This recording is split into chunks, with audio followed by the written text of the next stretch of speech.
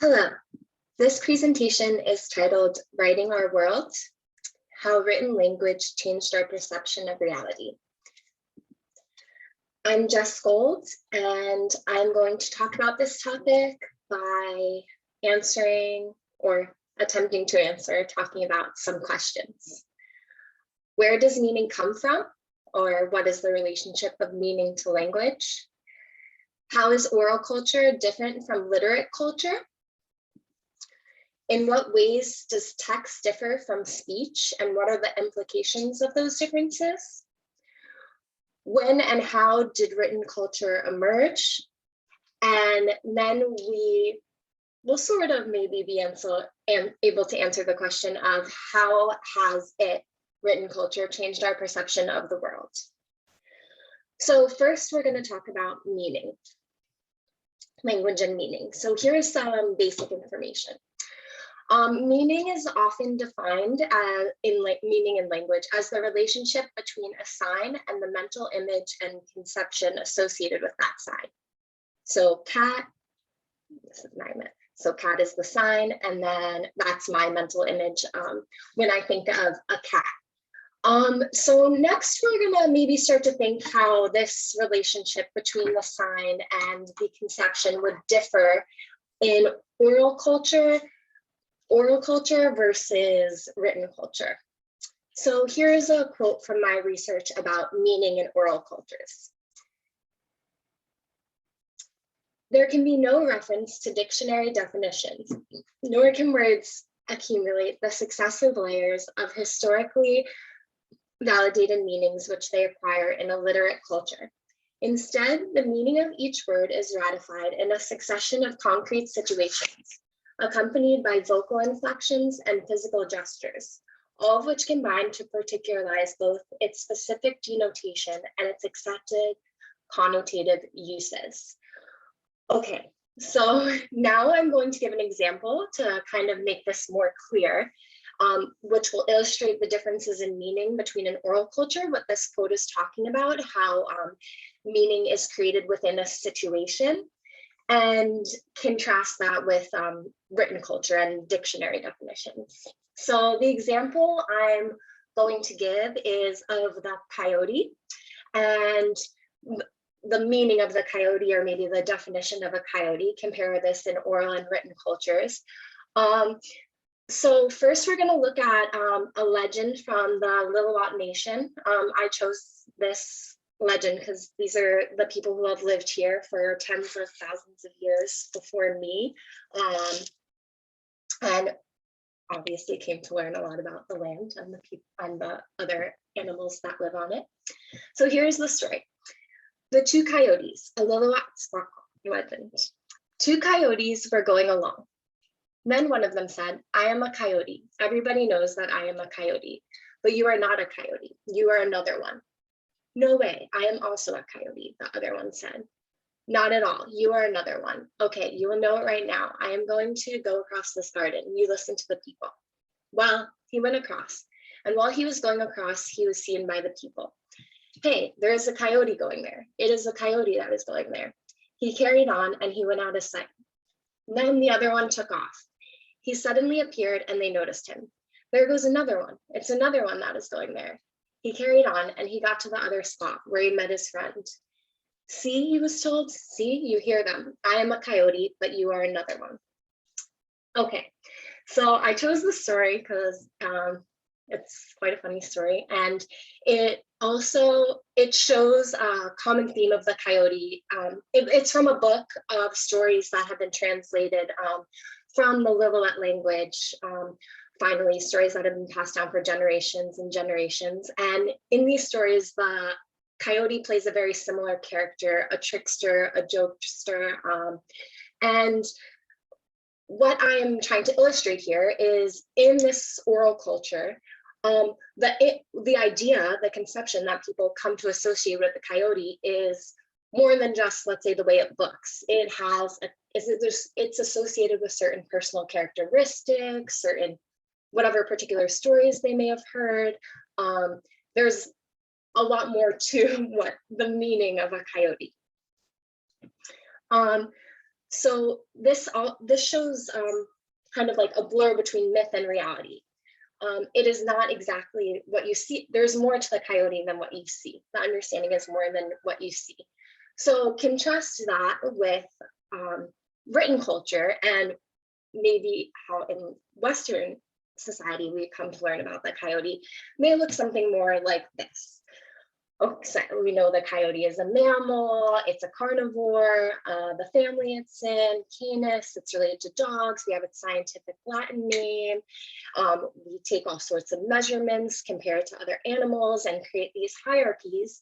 And what written language is trying to say about the coyote is related exactly to reality. This is what we see, this is information, this is factual. There's a very clear distinction between, there's no mythical characteristics we learn about a coyote or personal traits or things like this. So this is meant to illustrate, yes, the differences in meanings between oral and written culture. So the coyote is a benign example, but this quote talks about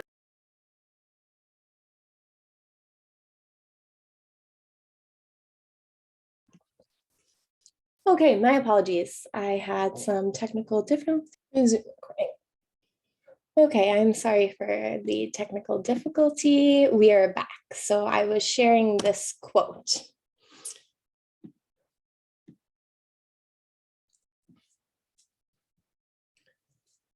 The written word suggests an ideal of definable truths which have an inherent autonomy and permanence quite different from the phenomena of the temporal flux and of contradictory verbal usages. In oral cultures, words, and especially words like God, justice, soul, good, may hardly be conceived of as separate entities, divorced both from the rest of the sentence and its social context. But once given this physical reality of writing, they take on a life of their own, and much Greek thought was concerned with attempting to explain their meanings satisfactorily, and to relate these meanings to some ultimate principle of rational order in the universe, to the logos. So instead of coyote, maybe let's take love as an example to understand maybe what this quote is saying. So in oral cultures, a subject like love, in different conversations and stories and interactions, there are all different kinds of loves. You have brotherly love, sisterly love, and romantic love, etc., etc. But with writing, we could take the word love and separate it from all other contexts, which is suggesting there is one true definition of love. So this is a problem that's seen with writing.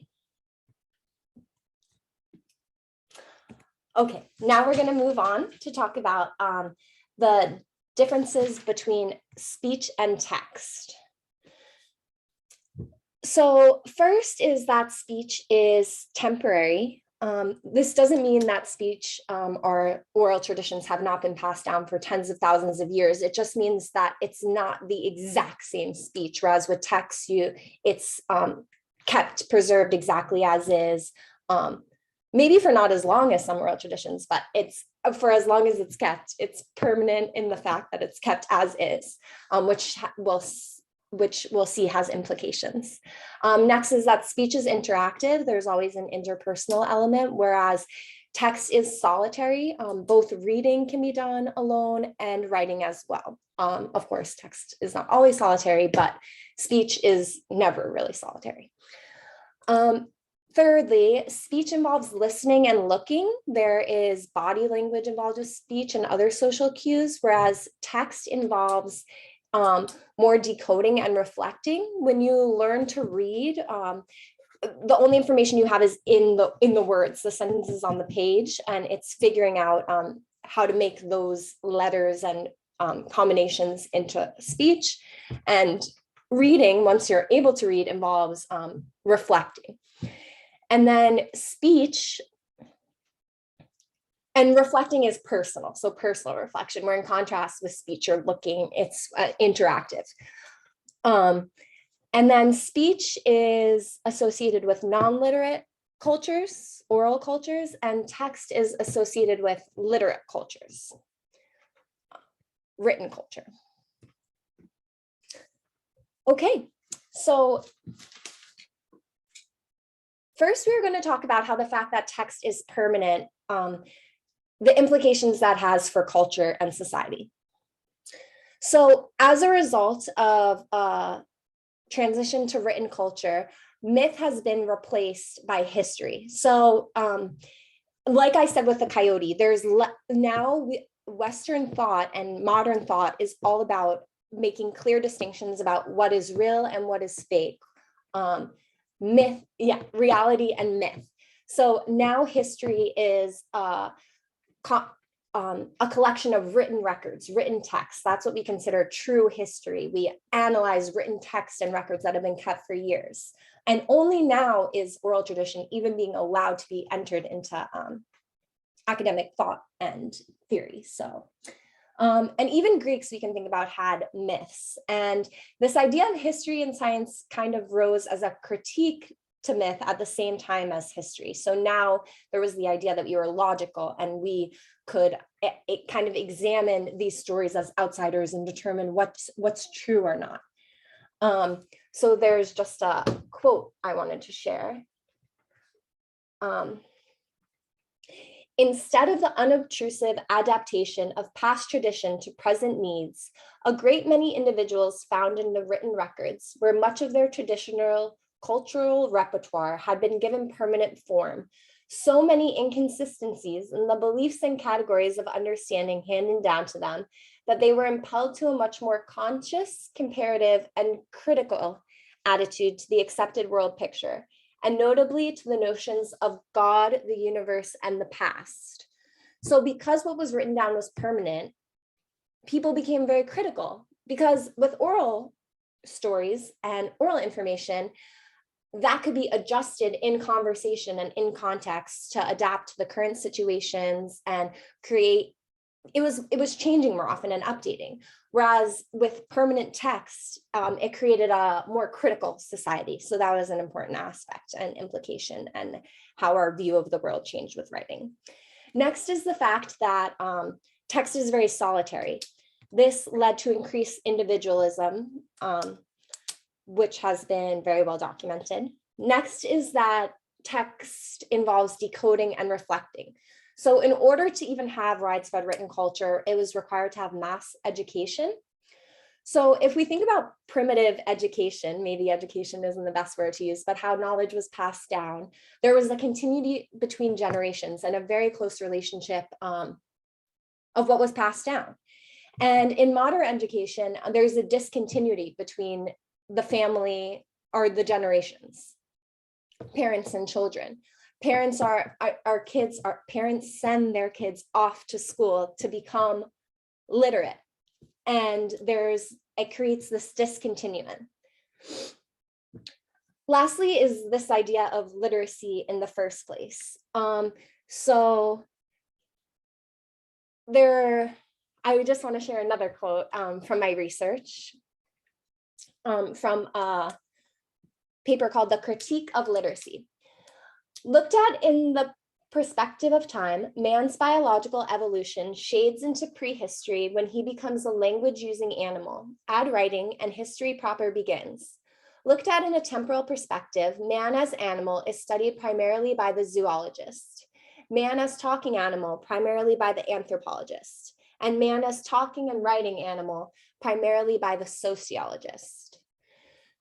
So the author is making this observation that there's this idea now that with written language and written history, we have become civilized. And now the study of humans, there are two disciplines that studies humans, one as civilized human and one as uncivilized.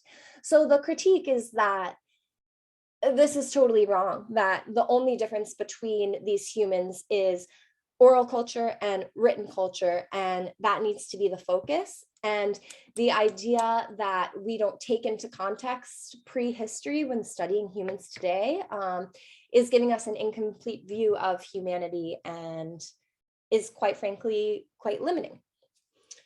So next I'm just going to discuss the development of written language broadly. So first were pictographs, which were signs which represented ideas directly, but these were very hard to use because there were just tons and tons of them because you just need an exact sign for what you were trying to say. So this was not widespread. Then there was an attempt at phonetization, attempt to represent speech, which involved 3 different kinds of signs. So there were still lots and lots of symbols, and it was quite hard to learn. So it was not widespread either. Next were syllabaries, and these were widespread. They reduced the number of signs, and there were no vowels. There were consonants with different symbols, which would create different sounds. But these were still quite challenging to learn. And then there was the phonemic alphabet, where vowels were added to transcribe sound patterns directly. So the Greek alphabet was the first example of this. But interestingly, the invention of the Greek alphabet was not the beginning of widespread written culture. So we're just going to go into a brief history of that next. So it does start in 400 in BC, not with the actually invention of the Greek alphabet. That happened a bit earlier.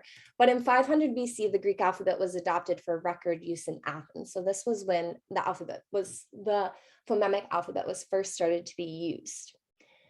And then it was a long time, the 16th century, until the invention of the printing press, which has widely been credited with the as the beginning of written culture. That's what started written culture, but not in the 16th century because printing was not prevalent.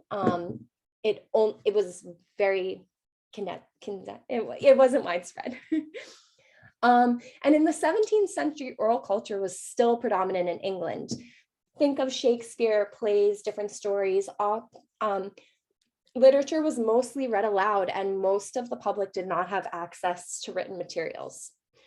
But then by the 18th century, that is when widespread printing began and written culture began to permeate Western society. So 18th century, 1700, this is the beginnings of imperialism, colonialism, the colonization of Americas, etc. So interesting point in time. Next, we're going to talk about what constitutes a written culture. First is access and tools. This is why written culture did not really begin until widespread printing was a thing in the world. So that is the first qualification.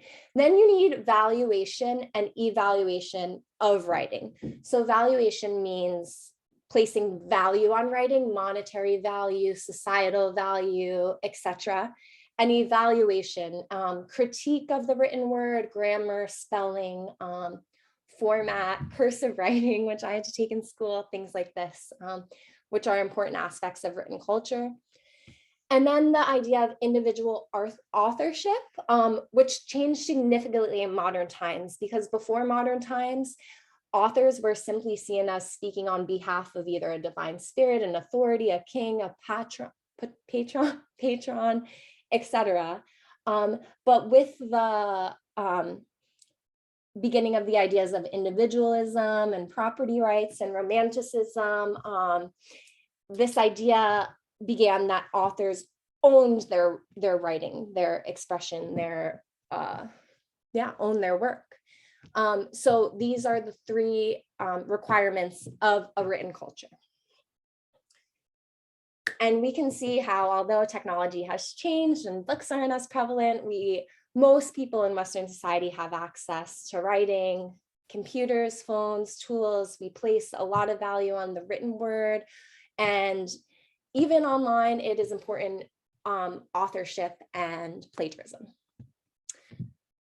So in conclusion, written language has been shown to create hierarchies. It does so by creating categories of animals, humans, separating things, defining things, and also does so by creating a public that is not equally literate.